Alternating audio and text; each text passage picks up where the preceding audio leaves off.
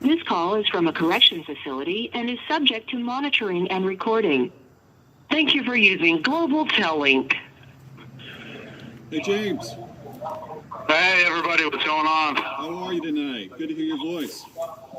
Hey, it's good to talk to you guys. I'm doing all right. It's first day since trial ended.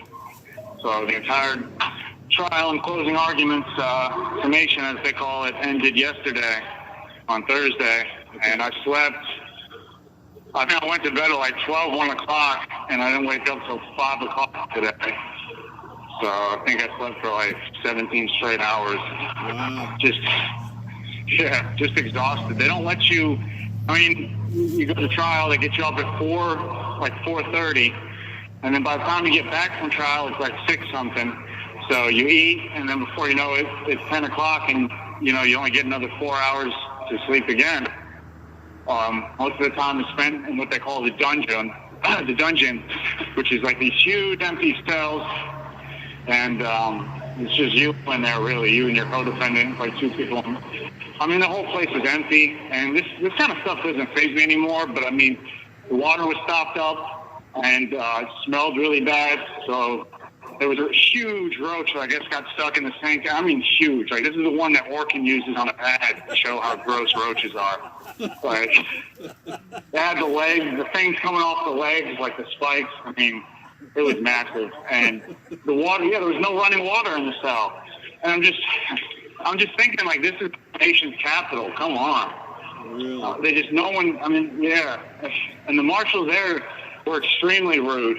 The one guy, so again, I'm used to this too, but, they strip search you when you come into the jail, into the courthouse.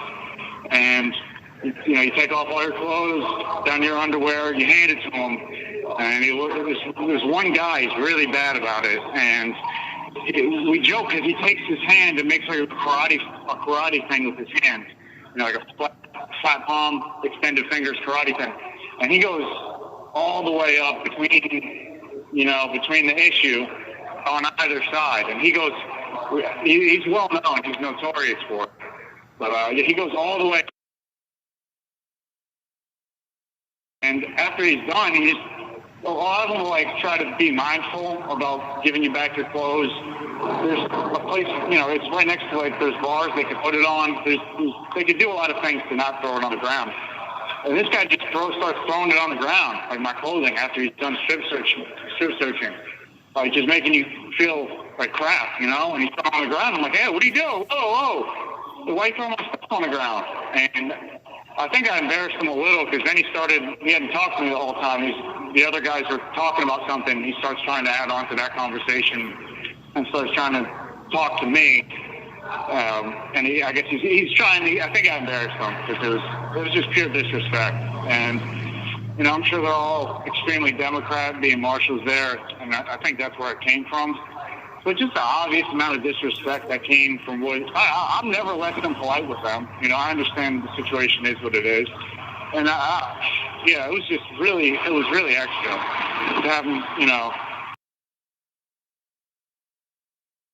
school right now, instead of just I'm getting strip searched and this guy's throwing my freaking clothes on the ground right in front of me.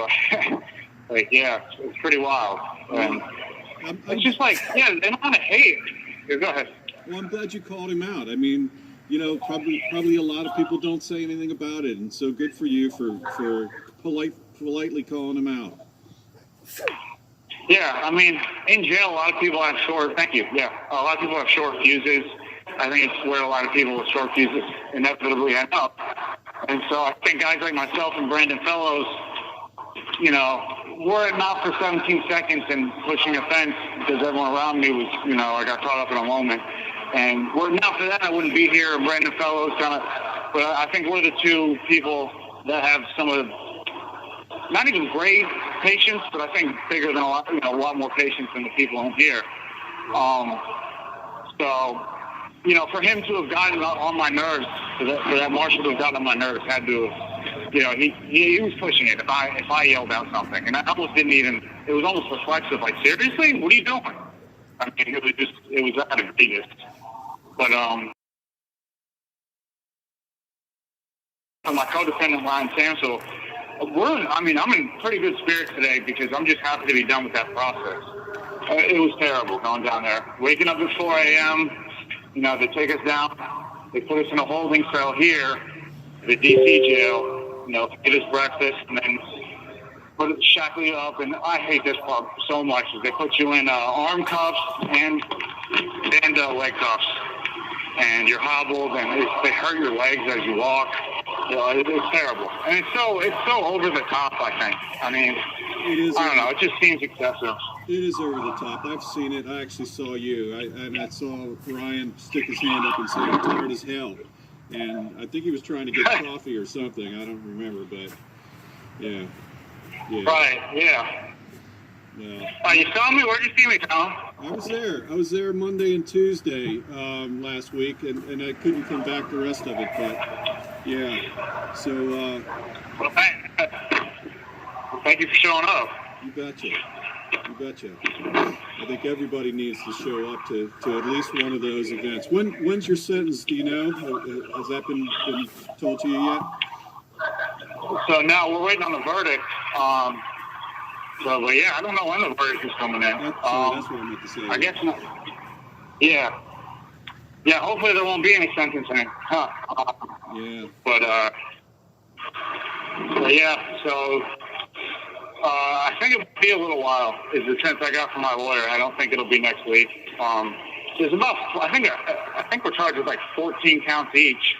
And it's probably, 14. For time's sake, a good thing that they didn't read out each count because we would have been there for a while if they did each person. 15 times 5, yeah, so there's 70-something counts in total. Yeah. And I think it's good, yeah. Yeah, I think it's good that she's going to take a long time with it because I don't see how you could do that in a weekend. I don't think it could be done in a weekend reasonably. I mean, you'd have to literally, nonstop be doing that. We'll be standing by to see if that happens. I was the only one who fled the counts beforehand. I fled to demonstrating, parading, or picketing on Capitol grounds, and I believe entering and remaining in Capitol grounds. Yep. So we pled to a couple of things, took responsibility for them, and I hope that's going to help in the judge's eyes. And so I guess we'll see. But yeah, I went to trial against the federal government, and knock that off the bucket list. Hoping to leave that one blank, but I hope the next the humor these guys have is awesome. You're helping somebody else out. You know what I mean? Yeah, no, I definitely hope so too. It was definitely a process. I got all these notes here, and I don't know if I want to throw them out or not. It's like so much work went into them, and I don't know if they'll be relevant. I'm hoping they won't be relevant, but I need to. It'll probably be a cathartic thing too to get rid of them because I hate clutter, and my cell is so cluttered with legal, notes and everything. So it might be good to just throw them out. I don't know. Yeah. But I'm getting a little bit of. Say it again. No, go ahead, Tom. I said save it for your book. Yeah, I guess that's a problem. I don't know. It's hard though because I don't know if the average person wants to read all the technical arguments, but. The argument for my case is basically, which I don't know. I don't want to comment on it, but yeah. I think there's a lot of, I won't say anything actually. I'm going to shut up. But I'll save it for someday. I want to do that. But, well, I'm glad you and I'm getting a little bit of a. Glad you got a good night's sleep. Yeah. That's you. Yeah, I definitely needed that. I think I was probably. I hadn't worked out in like 2 weeks. That's kind of why I'm out of breath right now. But tonight's daylight savings time, right? Is that tonight? This weekend, I think Saturday. It's the weekend. Saturday to Sunday, yeah. So what happens? Does the clock go to like 11:59 and then goes back to 11:59, or like goes back to 11? Like which hour does it? 2 o'clock. You know what I mean? 2 o'clock. Someone's saying 2 o'clock in the morning. I don't know. I do it before I go to bed, no matter what time it is. Yeah. So. Yeah, most bars close at 2 o'clock. This is a good one, though, right? Like we get an extra hour's sleep. I think. Yeah. Right. This is a good one. I guess so. I hate it. I just wish. You know what? I think that's something that the federal government came up with just to mess with the population. I really don't have a good argument for why we even have this system. It's a conspiracy. I was told it was for the farmers, and I'm sure there's a lot of farmers in Warsaw and the surrounding areas, but I don't even understand how that would help. Because couldn't they just, we need the daylight. What does the actual time have to do with the daylight? Just get up an hour earlier if you need to get up an hour earlier, no? I mean, yeah, no, I don't get it, but I gotta say, DC has been a little bit of a taste of Northern Neck with some of this food. It is better than Northern Neck, but I mean, it's not human quality food really either.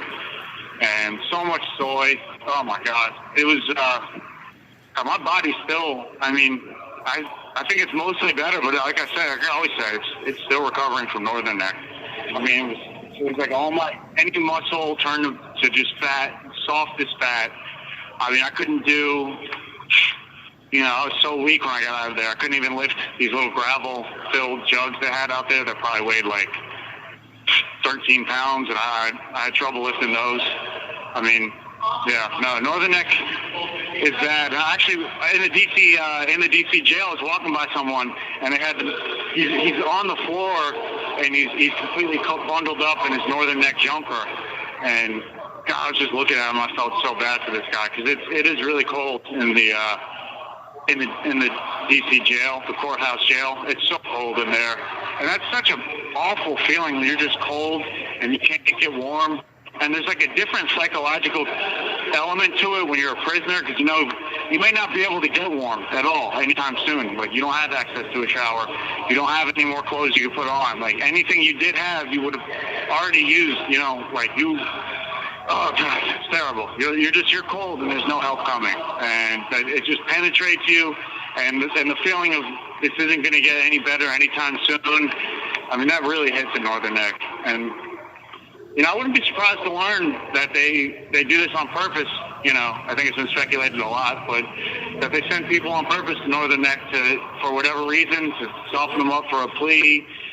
But, I mean, just everything hits harder there. Where I think, being in Lewisburg, in the BOP, and even in D.C. jail, they treat you so much more like a human. And honestly, the guards there, I had never known any other guards. I did my first 13 months essentially the entire time in Northern Neck.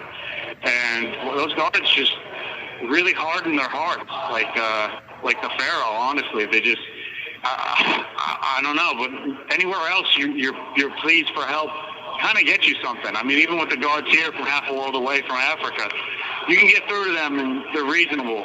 And there's just something, I mean, I don't know if there's just some element to Northern Neck that humanity isn't there. I mean, just, down to the guards, the food, the amount of rec, which is 2 hours a week. And then if it's cold, under 20 degrees, they just cancel the outside rec. So 1 hour a week of rec. And, you just sit in that box. You don't leave that box. I mean, even today, I left it to go down to medical. And, you leave the unit. And the unit here is like probably 4 or 5 times the size of the units in Northern Neck. I mean, they're just so small, and it's just people on top of people, and you never leave, and you eat terrible food, and the shower's terrible, and it's filthy, and, oh my God, it smells bad, and the medicals, I mean, everything is just bad there. And I know, I'd heard at one point the marshals send undercover people into prisons and jails for the conditions, and did Northern Neck just not make the list? Because I don't see how anyone could be sent there and not expose it on a grand scale. Yeah, that's really interesting. And, we just found out that they plan to house juveniles here, or at least they just got certified for that. And I asked them in the jailboard meeting, do you think you're ready for that? You have 1 minute remaining. But there was no answer. Yeah, I mean, and when you're a kid, everything seems so much more significant. Yeah. This has really taught me, I'm a lot stronger than I think, and, I could put up with a lot of things that would have probably destroyed me if I was younger, if I was a kid. But God, I could not imagine being 18 years old and going to Northern Neck, which I've seen no fights at either of these locations. And I saw fights every day at Northern Neck. I mean, it was just everything. And I can't imagine how scarring and horrible and how much PTSD a kid would get from going to Northern Neck. And I've been through a lot, and it scarred me and everyone I know that went there. in many ways. So that needs to not pass. I mean, someone needs to put a stop to that, because that's going to scar some kids permanently in that place. Forget about juveniles. They shouldn't be allowed to house anyone there. It really is. It's despicable. Yep. Yep. So thanks for... Thank you for using Global Tel Link.